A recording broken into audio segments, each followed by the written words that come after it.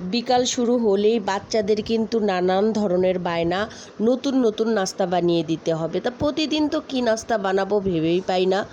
একই রকম নাস্তা আসলে বাচ্চারা খেতেও চায় না। আজকে আমি মুরগির মাংস নিয়েছি, ব্রয়লার মুরগির মাংস। এটাকে আমি এক সাইডে বুকের অংশ নিচ্ছি, একদম পিস পিস করে কেটে নেব, পাতলা করে কেটে নেব। কিছু অংশটা কেটে নিয়ে একটু পাতলা করে কেটে নেব, নিয়ে এটা ভালোভাবে ধুয়ে নেব। ধুয়ে পানিটা ঝরিয়ে এর ভেতরে দিয়ে দেব এক ফালি লেবু কেটে নিয়ে রসটা দিয়ে দেব, হলুদের গুঁড়ো দেব, মরিচের গুঁড়ো দিয়ে দেব, আর লবণ, স্বাদ মতো লবণ দেব। কোনো মশলা ওইভাবে আমি দিইনি, এমনিতেই অনেক মজা হয়। তো দিয়ে আমি এটাকে মেরিনেট করে রেখে এক সাইডে রেখে দেব। দিয়ে এর জন্য একটা রুটি বানিয়ে নিতে হবে। তো আমি চুলায় একটা পাতিল বসায় দিয়ে পানি দিয়ে এর ভেতরে একটু হালকা লবণ দিয়ে একটু তেল দিয়েছি হালকা, যাতে প্রত্যেকটার গায়ে লেগে যায়, এর জন্য দিয়ে আটা দিয়ে একটা ভালোভাবে ডো বানিয়ে নেব। যেভাবে আপনারা রুটি বানান বাসায় ঠিক ওইভাবেই হবে।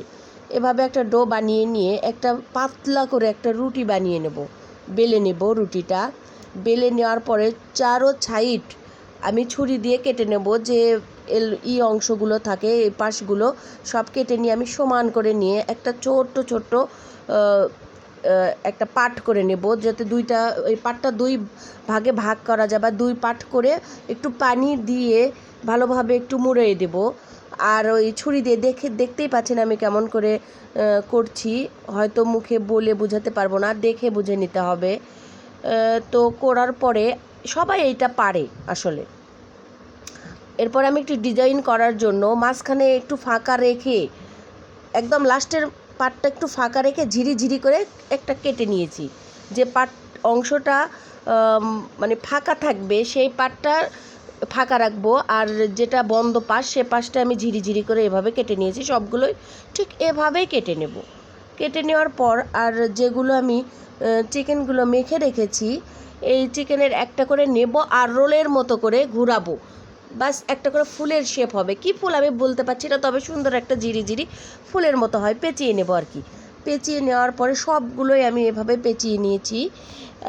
এরপর আমি চুলায় নিয়ে যেয়ে একটা কড়াই বসে কড়াই একটু তেল দেব, খুব বেশি ডুবো তেলেও ভাজবো না, অল্প তেল দিয়ে একে একে কয়েকটা আমি এই ঝুরি চিকেনটা দিয়ে দেব। দিয়ে একটু এক পাশ হইলে উল্টায়ে আর এক পাশ আমি ভেজে নেব। ভেজে নিলে কিন্তু একটা মচমচে ভাব চলে আসে, সুন্দর একটা মচমচে ভাব চলে আসে। এমনি তো চিকেন বাচ্চারা খেতে পছন্দই করে, তার সাথে যদি একটু আধুনিকতা দেওয়া যায় তাহলে তো ওরা আরও বেশি পছন্দ করে। এভাবে আমি সমস্ত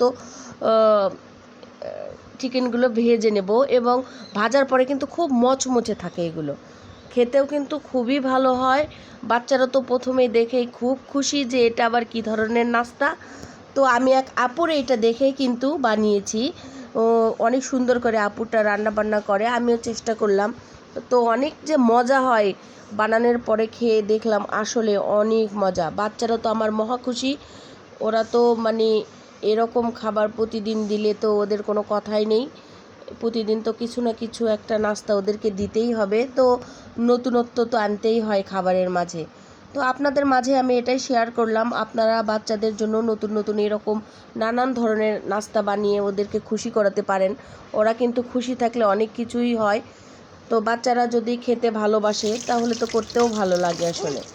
তো আজকে আপনাদের সাথে এটাই শেয়ার করলাম, আমি নতুন করে আজকে বানাইছি নাস্তা। আমার চ্যানেলটি অবশ্যই সাবস্ক্রাইব করবেন, ভালো লাগলে লাইক কমেন্ট শেয়ার করবেন। আল্লাহ হাফেজ, সবাই ভালো থাকবেন।